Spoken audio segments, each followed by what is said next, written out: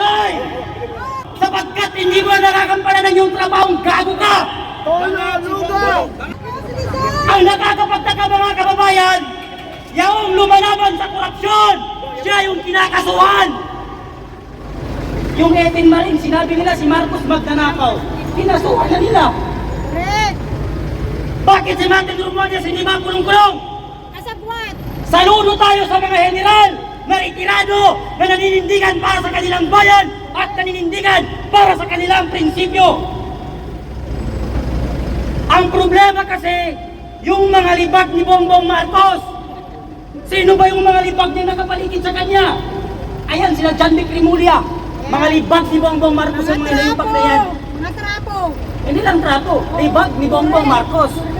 Di ba? Pretending. Nag-iisang taon na po si PRRD sa ibang bansa. Mula nung ninakaw at kinidnap siya at binaboy siya ng ating gobyerno. Asa ng human rights? 80 years old. Harap-harapan yung panggagago sa atin ng gobyerno ito at administrasyon na ito. Correct.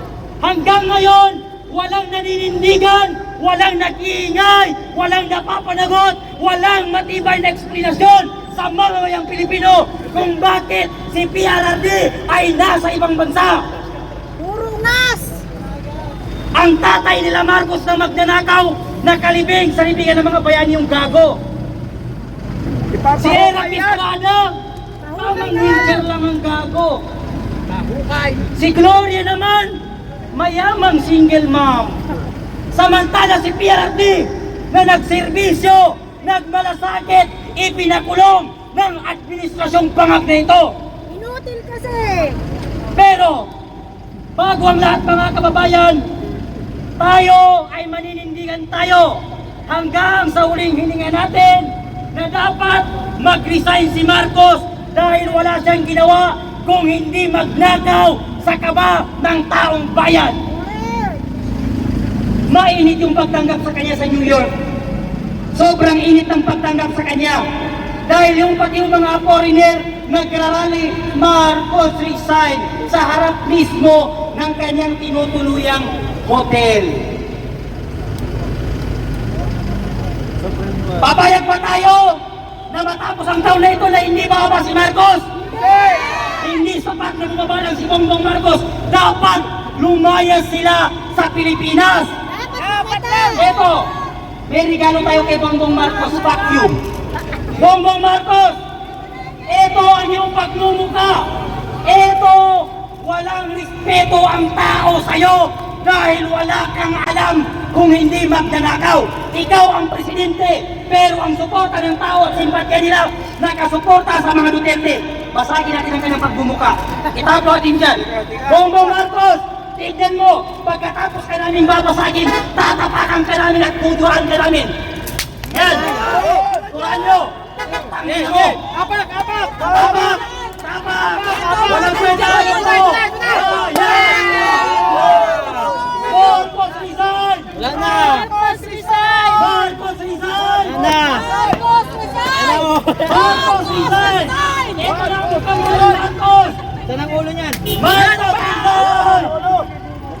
Marcos resign! Sabi ni John Vic Rimulya, huwag kang sisigaw ng Marcos resign kasi inciting prosecution. Gago! Paano inciting prosecution yun eh? Nagsalita niya yung sasalita, hindi na niya alam. Hindi niya marunong sunog sa mga interview sa kanya eh. Tapos sasabihin naman ng bobong si Gadon, saan ka ba ako ng hindi ba kaya ang galing-galing sumagot? Kahit nga UAA, hindi niya masabi. Kahit United Arab Emirates, hindi niya masabi. Nagkalimutan kasi di Bongbong Marcos bago siya mag-flight papuntang United Arab Emirates, sumingot. Kaya nung nandun siya, mabuhay ang mga Pilipinas, gago! Ilan na ang Pilipinas? 8! Ilan ang Pilipinas, Marcos? 10! Isa lang ang Pilipinas, pero milyong-milyong Pilipino ang ayaw sa'yo at gusto kang paresignin. Bago tayo magtatapos mga kababayan, pakinggan po natin ang message ng hakbang ng maisog ng magmumula kay Atty. Vic Rodriguez. Meron po siyang mensahe sa atin mga kababayan. Ang ating minamahal na dinayang senador noong eleksyon, Atty. Sana. Yan. Pakinggan po natin.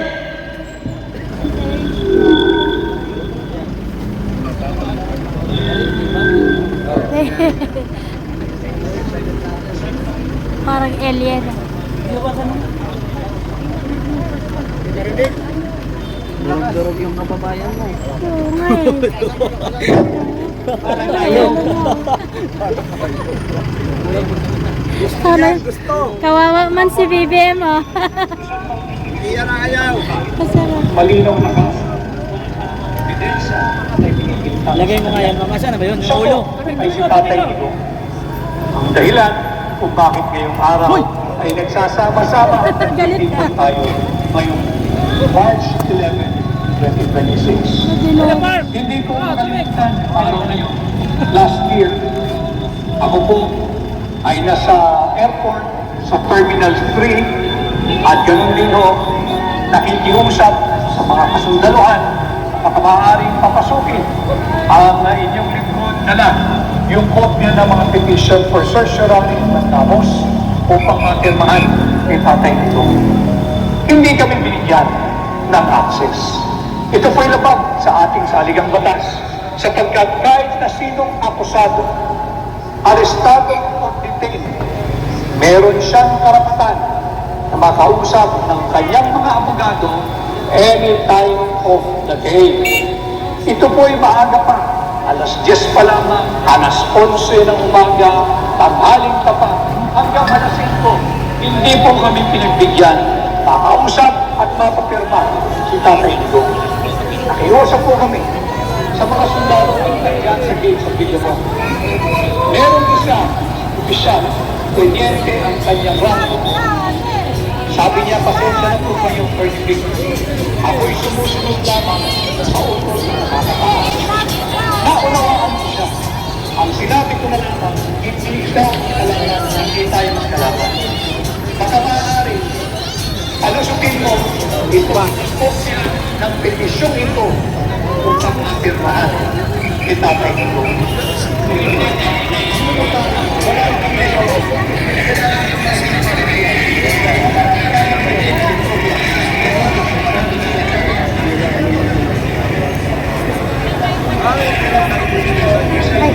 Nilabas po ako.